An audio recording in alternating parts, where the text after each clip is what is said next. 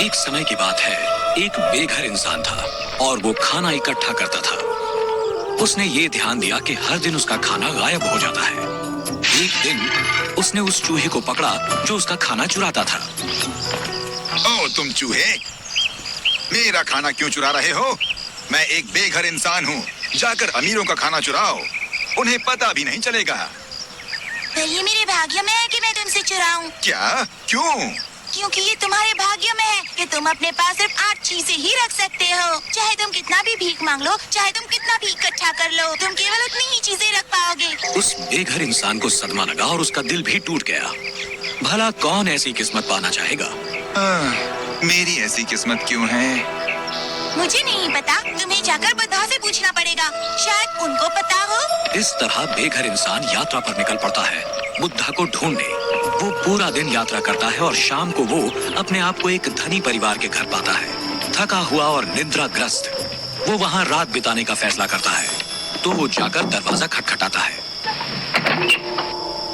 भाई साहब, अंधेरा हो रहा है और मैं यहाँ नया हूँ। कृपया मैं यहाँ रात बिता सकता हूँ? ठीक है, अंदर आ जाओ। जैसे ही भिखारी अंदर आता है, वो आदमी उससे पूछता है, अरे भाई, क्यों और कहाँ के लिए इतनी रात को यात्रा कर रहे हो? ओह, मेरे पास बुद्धा के लिए एक सवाल है और मैं उनसे मिलने जा रहा हूँ। उसी क्षण अमीर आदमी की पत्नी आते हुए ये सुनती है, क्या हम तुम्हें एक सवाल दे सकते हैं बुद्धा को पूछने के लिए? ओह, ठीक है। शायद मैं आपकी ओर से पूछ सकता हूँ। आपका सवाल क्या है मेम साहब? हमारी एक 16 साल की बेटी है जो बोल नहीं सकती। हमें बस ये पूछना है कि हमें क्या करना होगा ताकि वो बोल सके। तो अगली सुबह ही बेघर इंसान उन्हें आसरा देने के लिए धन्यवाद करता है और आश्वासन देता है कि वो उनके सवाल बुद्धा से जरूर पूछेगा। अलविदा। और वो अपनी यात्रा जारी रखता है और वो पहाड़ों का झुंड देखता है जो उसे पार करना है। हे भगवान, मैं इसे कैसे पार करूं? वो एक पहाड़ पार करता है और उसे एक जादूगर मिलता है। भाई साहब, क्या आप मेरी मदद कर सकते हैं इसे पार करने में? चढ़ जाओ। भिखारी जादूगर की छड़ी पर चढ़ जाता है और जादूगर के पीछे बैठता है।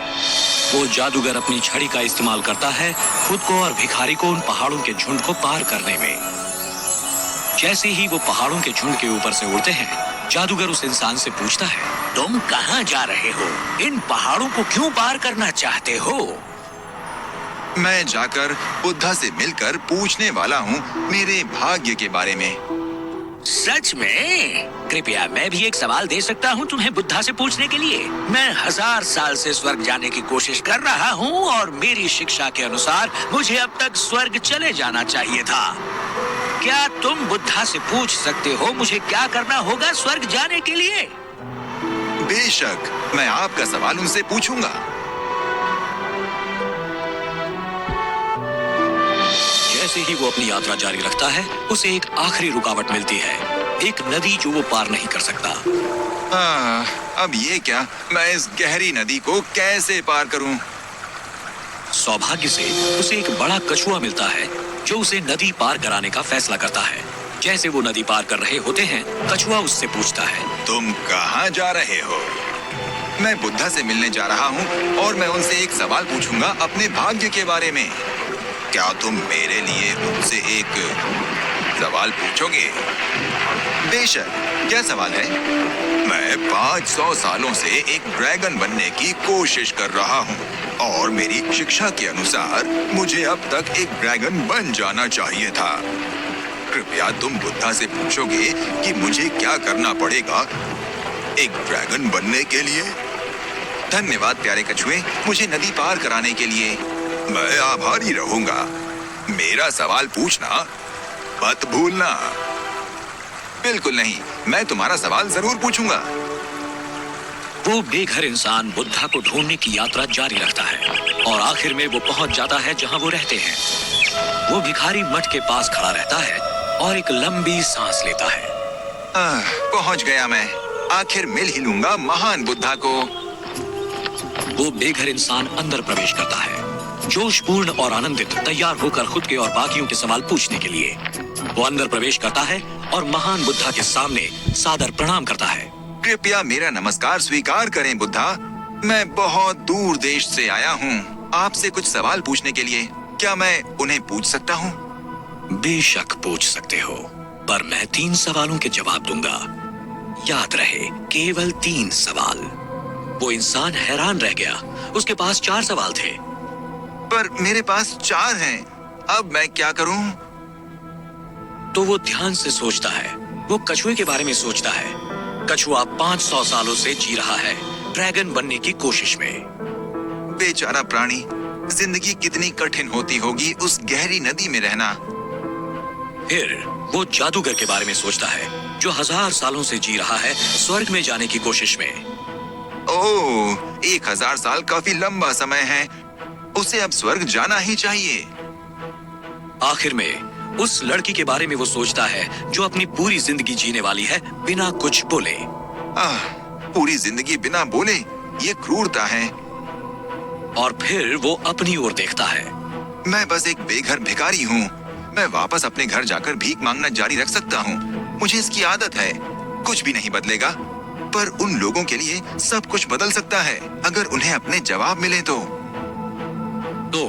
जैसे ही उसने दूसरों की समस्याओं की ओर देखा, अचानक उसे खुद की समस्या छोटी लगने लगी। उसे बुरा महसूस हुआ उस कछुए, जादूगर और उस लड़की के लिए, और इसलिए उसने उनके सवाल पूछने का फैसला किया। और जाहिर है, बुद्धा ने जवाब दिया। कछुआ अपना ढांचा छोड़ने के लिए तैयार नहीं है। जब तक वो अपने ढांचे के आराम से बाहर नहीं आएगा, वो कभी ड्रैगन नहीं बन सकता। ओह, किसने ये सोचा होगा? वो जादूगर हमेशा अपनी छड़ी साथ रखता है, कभी उसे नीचे नहीं रखता, और ये एक आसरे की तरह है जो उसे स्वर्ग जाने से रोक रहा है। ओह, मैं उन्हें जरूर ये बताऊंगा। और उस लड़की का क्या? रही बात उस लड़की की, वो जरूर बोल पाएगी जब वो अपने हमसफर से मिलेगी। धन्यवाद ओ महान बुद्धा। बुद्धा उसकी तरफ देखकर मुस्कुराए। वो बेघर इंसान ने बुद्धा को प्रणाम किया और अपने घर की ओर वापस निकल पड़ा।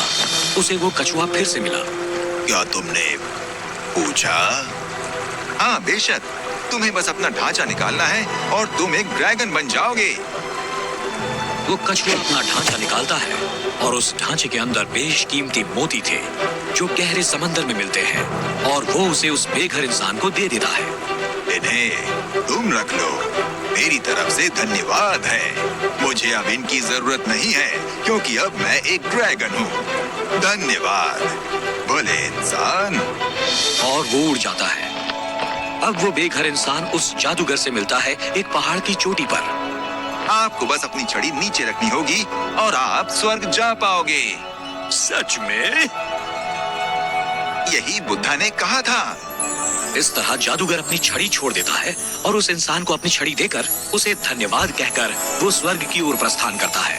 अलविदा इंसान, अच्छे से रहना।